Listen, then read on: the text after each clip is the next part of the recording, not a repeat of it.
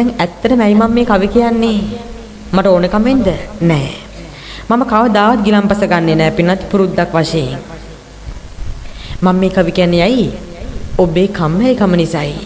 දැන් අපේ නායකහරු මාව ගෙන්නෙව්වේ ඇයි? ඔබට යහපත් ධර්මයක් දේශනා කරවන්න.